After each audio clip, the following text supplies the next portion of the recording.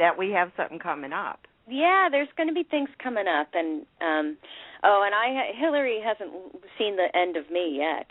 She's such a blast to work with. Oh my gosh, and Tina Sloan. I mean, we just. Oh yeah. Well, of course, Crystal is amazing. And do you know she's an amazing director. Really, really good director. I'm just really proud of her. So that whole group is so wonderful. You know. Yeah, I don't think Crystal's mind ever shuts off. You know, no, she's so many things going all the time. Oh my gosh! Yeah. She's very, very, very good at what she does. That's for sure. Yes, whether it's in front of the camera or behind the camera. She has vision. Definitely. Yeah. Definitely. Yeah. So let me go ahead and pick up a call. The first one is going to be from Dom. Dom, you're live on the air with Liz. Good evening, everybody. How are y'all doing? Hi, Dom. Hello, Ms. Keifer. It's a pleasure to speak to you. It's always nice to talk to somebody from Guiding Light because Guiding Light was the show that made me a soap opera fan. Me too. Unfortunately, my timing kind of sucked because I became a fan in April of 2009. Oh, stop. Oh. Are you able to go back and see some of the good stuff? I am. And, I was a little late to the party. That ties into the question, a couple questions I wanted to ask you. First one was, February 2008, Guiding Light changed, it completely changed the film style, did more on-camera shooting in Peapack, New Jersey, you started using handheld cameras, changed the theme song of the opening. A lot of Guiding Light fans said the whole thing sucked. I loved it, and I was just kind of wondering, what are your thoughts on doing that format for the last year and a half? I loved it. I enjoyed that. I thought it was there was just so much freedom, and I loved being outside. I love the film medium, though. I love that it got closer to film. That does something for me. I enjoy it. I thought it was brave, and I thought the look. I mean, in the beginning it was a little startling, but I actually think everybody ended up looking better because it was just fresher, and it was more about your essence as opposed to a very made-up, cakey kind of something inside the studio just rang. Yeah. Didn't ring true after I saw some of the stuff outside. I mean, in the beginning it was a little messy, but once they got their flow, I think it was fun, and that crew was so good. It's like you said, it was a bit more natural because you had the extras from the actual town of Peapack, New Jersey, like after the who served as extras in the background, as compared to people that you just hired, off the street. It's a bit more natural flow. Now, Blake was the daughter of a character, Roger Michael Zaslow. Oh, yeah. And Michael Zaslow knocked it out of the park. He was a good man who was taken from us too soon. And what I wanted to ask you was, what was it like to work with him, and what was it like to work with him in what would turn out to be his final months? Oh, he was amazing. He's one of the most talented people I've ever had the pleasure of working with. I loved working with him, and he was, Michael's an interesting. Michael was an interesting man. He really took on his roles, and he has a soft spot for Blake. I mean, Blake was his daughter, and there was a really tender spot there, and he had that for me. And he didn't have that for everybody, but he had that for me. So it was very, very special. He was a fierce actor, and at times he could be a handful. But he earned it. I mean, when he sure was did. on set, man, he was so good. It was very sad when this disease started taking him down, because he was such a proud man, and this was hard for him, very hard for him. I can agree with that, especially with the whole thing of Procter & Gamble firing him or whatever. I do think, though, that One Life, when he came back as David Rinaldi on One Life to Live, I do think that they gave him a proper send-off. Yes, I do have one more question. Blake wound up with Frank at the end. However, there was a contingent of fans during the peak of the whole Otalia thing. There was a contingent of fans who believed that Blake should have wound up with Doris. And I believe I know. That there was an episode, I think it was in the last week, where Blake and Doris were on a bed together, and there was a subtle nod to those people who wanted those two together. And I do think they should have wound up together, not because it's two hot women coming together or whatever, nothing like that. I just think that you got Blake was all free spirited and outgoing, whatever. I mean, for Pete's sake, the woman gave Olivia a dildo when she didn't want to pressure to tie into sex, for goodness sake. Well, I think Blake would have given it a go. That's for sure. and then you got Doris, who's repressed, trying to cover up the fact that she can. You have the conflicting personalities. I think, much like with Olivia and Natalia, I think it could have worked. And I was wondering, even though you thought it was good that Blake wound up with Frank at the end, looking back on it, do you think there was any way that, even if it was just a one-night stand, that Blake and Doris could have had a scene together in a romantic sense? Well, I think that would have been hysterical for a one-night stand, especially with Blake, of her history of getting drunk and one-night stands. I actually, that I would have liked to have seen at least that. That would have been fun. Yeah.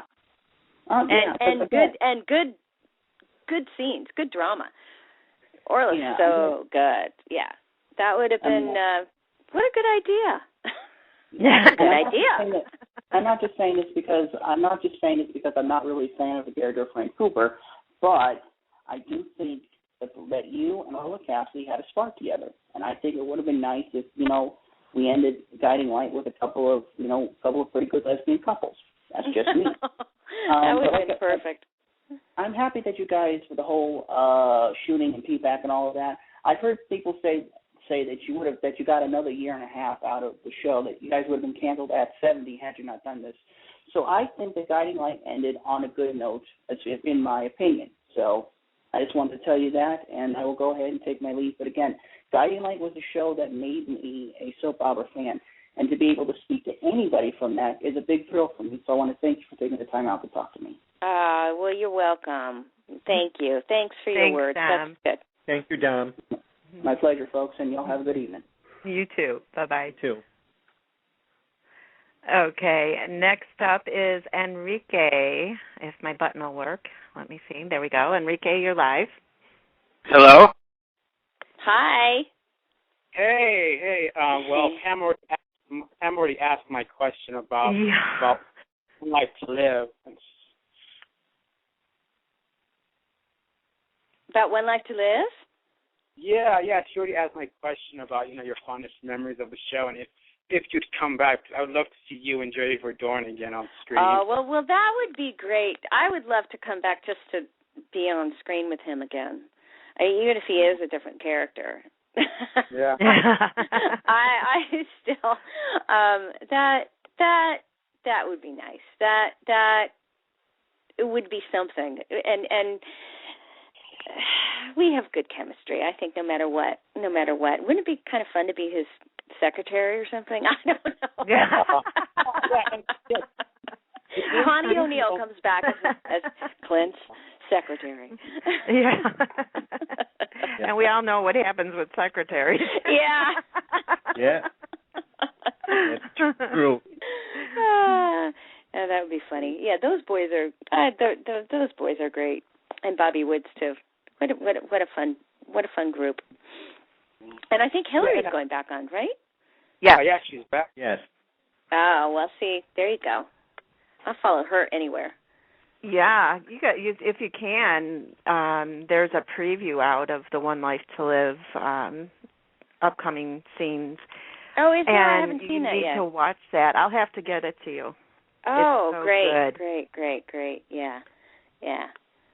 And the I'm kids trying to think are who growing else. up in that. Who else? I don't think there's anybody else that's on now that was then, because it was just Bobby and Erica. Of course, Erica. I mean, she's amazing.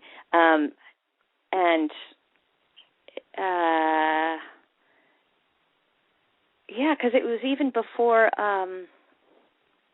It was a long time ago. That was a really long time ago. Yeah. That's scary. Oh, wow. Yeah, wow. I'm trying to think who's still on there from then. Yeah, because not Robin. Oh, was somebody else playing Dorian at that time? Was it the other actress? No, Robin was it Robin Dorian. Strasser? Robin yeah. was playing Dorian. Okay. Yeah. She was playing it, yeah. No, I just can't remember. I can't remember. I know. If I would have thought blank. about it before, I might have, but not now. That's okay. I remember the hair and makeup people. Yeah. Well, Enrique, I'm sorry I asked your question. I had put it down, and for some reason your name wasn't above it. And the reason he gave it to me ahead of time is he didn't think he was going to be able to call tonight. Oh, okay. Yeah. But I do have another question.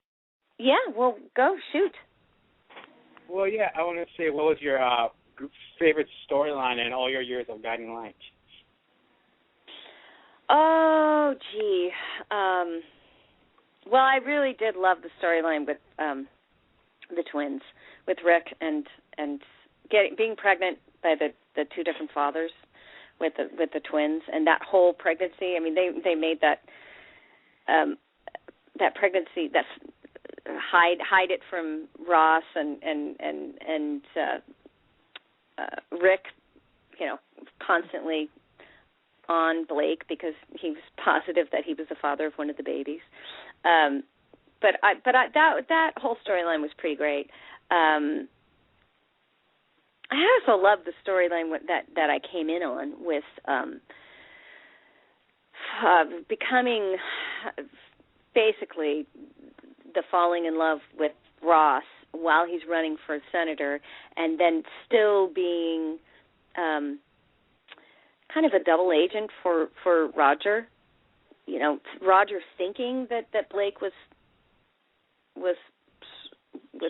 kind of working for him and getting information on Ross, but really she was falling in love with Ross, and that and the Holly triangle. I love all the stuff with Holly and Blake too. That was just so good. So I don't know. That beginning stuff was amazing.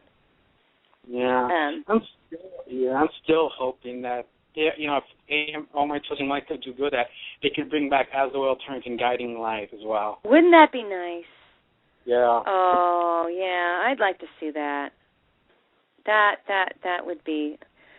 There's still some closure that needs to happen. I would be okay with that.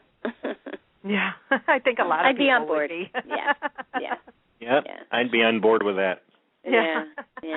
They'd have to give me a good couple of hours to get all the tears out. If I stepped on a set with Jerry, because they'd have to let me go through it, and then and then we could start. I'm not sure I could take it.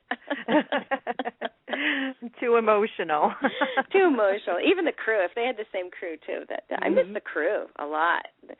That's what most people don't realize, that we had a whole group of all the crew members that were with us the entire time as well, and they were a big part of our show and our scenes, and so they had a lot invested in it too, and you knew when you had a good storyline when the crew guys and girls were they wanted to see what was going on. They wanted to know. They wanted to. They were riveted. Then you knew. Okay, they're so used to seeing stuff all the time. They don't. They kind of get used to it. But if it captured their attention, that was good. Yeah. So So thank you so much for calling in, Enrique. I'm glad you were able to. Yeah, I'm happy too. Yeah. You have a good night. Well, have a good night, Enrique.